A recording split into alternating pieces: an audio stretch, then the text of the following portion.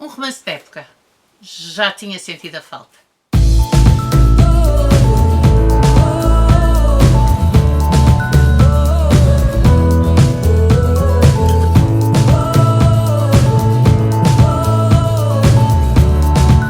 Olá, eu sou a Maria João do Livros Gosto e hoje venho-nos falar do livro A Lista do Sr. Macomb, da Hannah Allen.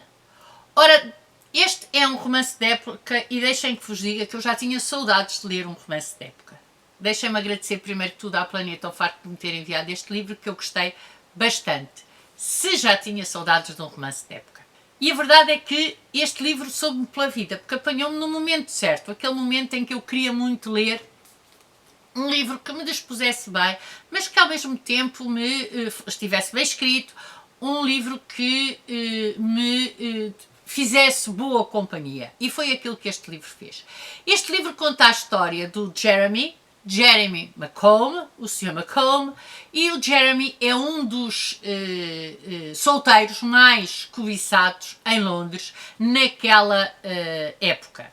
E acontece que este Jeremy tem uma lista daquilo que ele acha que é essencial as suas noivas terem, ou a sua noiva ter, para que ele possa elegê-la e casar com ela. Portanto, ele tem muitos pretendentes, há muitas meninas que gostariam de casar com ele, visto que ele é um ótimo partido, apesar de não ser o primeiro filho, mas a verdade é que a sua lista é muito seletiva e ele acaba por segui-la à risca e vai eliminando os nomes das meninas que também elas estão solteiras.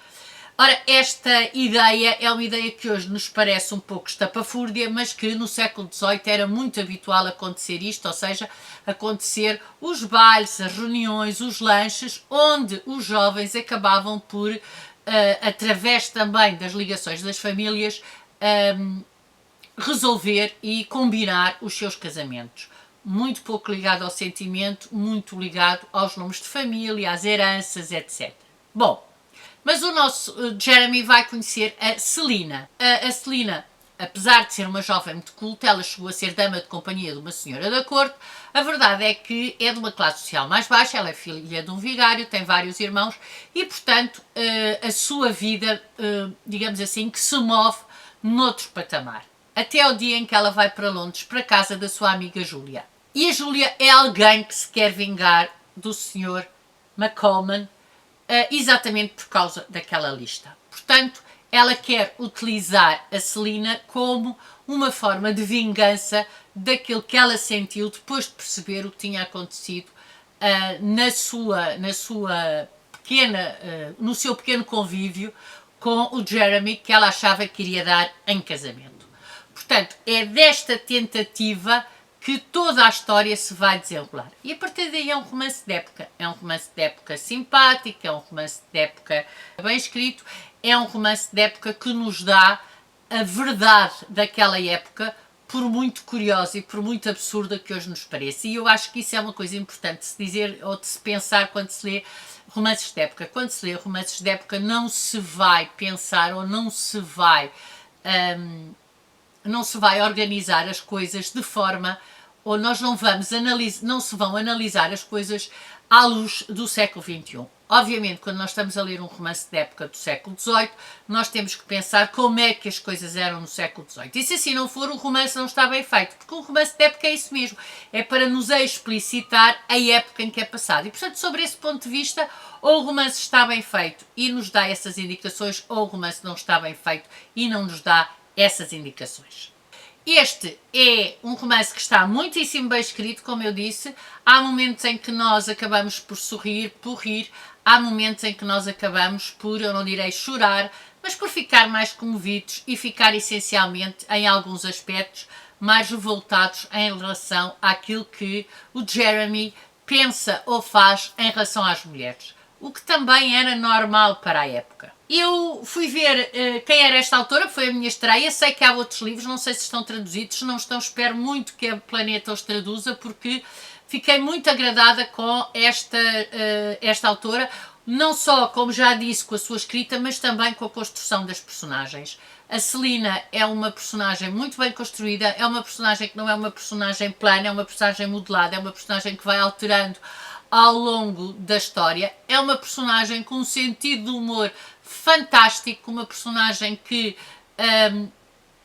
é se calhar uma mulher pouco típica para a época, porque é uma mulher que às 2 por 3 e talvez devido a essa diferença social, ela acha que perdido por 100, perdido por 1000, e portanto ela vai dizendo coisas ao Jeremy que de outra forma não poderiam ser ditas ou não deveriam ser ditas, mas a verdade é que é uma personagem muito bem construída, com uma densidade psicológica bastante grande. O Jeremy é por sua vez uma personagem também ele complexa, também ele nada plano, também modelado, mas que aí os sentimentos já foram mais ambivalentes, ou seja, o Jeremy começou por me irritar, começou por me desconcertar, começou por me dar vontade de o abanar e dizer-lhe não é por esse lado, até o momento em que ele próprio percebe da sua arrogância, ou pelo menos do ar de arrogante que ele transmite, e da sua soberania, e aquilo que ele faz é criar, é assumir esses defeitos e tentar redimir-se e transformar-se. E sobre esse ponto de vista achei uma personagem também ela muito interessante e muito bem construída.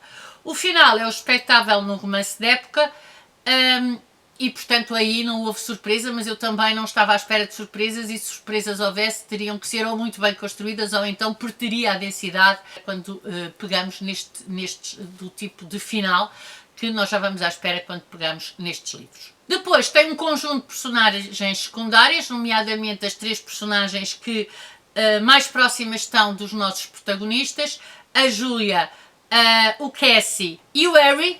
O Harry, que é sobrinho da dama de companhia de quem a Celine, da senhora de quem a Celine foi dama de companhia durante muitos anos. Estas 3 personagens, estes 3 jovens que rodam à volta dos nossos protagonistas. Se a Júlia foi um elemento fundamental da aproximação, mas ao mesmo tempo um elemento estabilizador a nível da tentativa de se vingar do Jeremy, o Harry é a voz da consciência e, portanto, é também uma personagem muito interessante, muito bem construída, muito bem metida e que tem um propósito, digamos assim, muito fácil de se observar e de se compreender. E depois temos o Cassie. O Cassie é primo da Julia, é o melhor amigo do Jeremy, portanto, é ele que no fundo acaba por funcionar aqui. Eu achei isso muito interessante, como a alcoviteira, portanto, é ele que sabe aquilo que o Jeremy pretende e que vai contar à prima e que vai contar à Celina e, portanto, achei muito interessante que este papel de diz-que-disse, que geralmente, na maior parte dos livros, é dado a uma figura feminina, neste caso tivesse sido dado a uma figura masculina. E que a figura mais cómica, digamos assim, fosse o próprio Cassie, portanto, é a figura masculina aqui que impera e que toma rédeas desse papel, que eu achei muito interessante que ela fosse buscar uma figura masculina para o fazer. É, pois, um livro que vale a pena ser lido, é um ótimo livro para se ler numa tarde à beira-mar ou à beira da piscina, é um ótimo livro para se ler neste verão ou no inverno, se ficarem com ele pendurado na prateleira, para se ler à lareira com uma mantinha a beber um chá. É um livro muito divertido, muito bem escrito e que dispõe bem e que acaba por servir para que nós possamos ter um dia em que lemos uma coisa não tão pesada e nos sentamos, digamos assim, possamos fazer aquele sorriso que todos nós neste momento estamos a precisar. E pronto, aqui fica a minha opinião sobre a lista do Sr. Malcolm. Digam-me se já leram, digam-me se estão a pensar ler, digam de vossa justiça e vemos no próximo vídeo. Tchau, até ao próximo vídeo.